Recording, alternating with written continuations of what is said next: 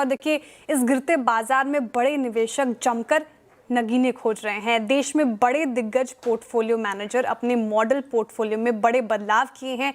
क्या है डिटेल बताने के लिए हमारे साथ जुड़ रही हैं विनी मोतीवाला। विनी, गुड आफ्टरनून। बताइए कितने और क्या बदलाव किए हैं?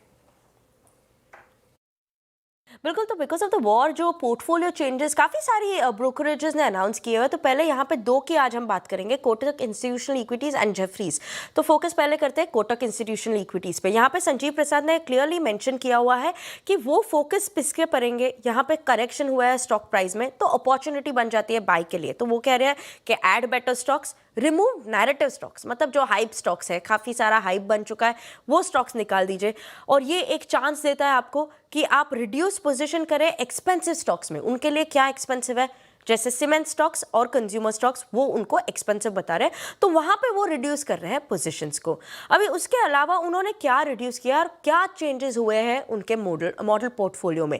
इंडसइंड बैंक उन्होंने वहां पे रिमूव कर दिया। इंडसइंड बैंक 220 बेसिस पॉइंट से रिड्यूस कर दिया यहाँ पे वेटेज। इंडसइंड बैंक अगर रिमूव किया तो ये वेटेज कहाँ पे जा रहा है? बजाज फाइनेंस 160 बेसिस पॉइंट से इंक्रीज कर दिया वेटेज, और दूसरा है 60 बेसिस पॉइंट से इटर्नल ने इन्वेस्टमेंट की। तो एडिशन है, बजाज फाइनेंस और इटर्नल में एडिशन ऐड किया हुआ है। वाई वो ये दोनों स्टॉक्स को पसंद करते हैं? वन, ये दोनों स्टॉक्स 27 फरवरी से देखे, जब से वॉर स्टार्ट हुई है ईरान यूएस इजराइल की, तब से ये दोनों स्टॉक में 10-11% की करेक्शन हो गई है। उसके अलावा उन्होंने फेयर वैल्यू असाइन की है इन दोनों स्टॉक्स के लिए। बजाज फाइनेंस फेयर वैल्यू क्या है? 2500 रुपीज़ उन्होंने असाइन किए, तो इसका मतलब है 41% अपसाइड वो एक्सपेक्ट करते हैं यहाँ पे।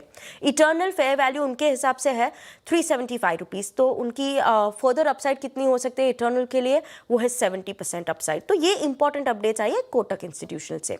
उसके अलावा जेफरीज की एक नोट है, वहाँ पे भी उन्होंने भी एक बॉटम अप अप्रोच के हिसाब से कुछ चेंजेस किए अपने पोर्टफोलियो में। उन्होंने अपने 247 स्टॉक्स थे, स्टॉक्स को कवरेज में उन्होंने बॉटम अप अप्रोच किया। वहां पे उन्होंने क्या किया? 23 बाइज आए, 8 अंडर परफॉर्म रेटिंग आए। तो चेंजेस क्या है? फ्रेश बाइज क्या है? फ्रेश बाइज है SBI, star health, grow, Bharat forge, JSW steel, eternal और मैक्स हेल्थ केयर। उसके अलावा उनके लिए नए अंडर परफॉर्म रेटिंग्स किसमें है? 3 स्टॉक्स में, ह्युंडई, सिप्ला और विप्रो। यहाँ पे उन्होंने अंडर परफॉर्म रेटिंग की है और काफ़ी अपग्रेड्स भी आए। 2 अपग्रेड्स है।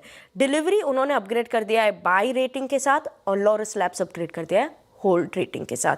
तो यहाँ पे काफ़ी अपग्रेड्स है, अंडर परफॉर्म्स है और चेंजेस है पोर्टफोलियो में। ये इंपॉर्टेंट अपडेट्स है 2 इंपॉर्टेंट ब्रोकरेजेस से। ओके।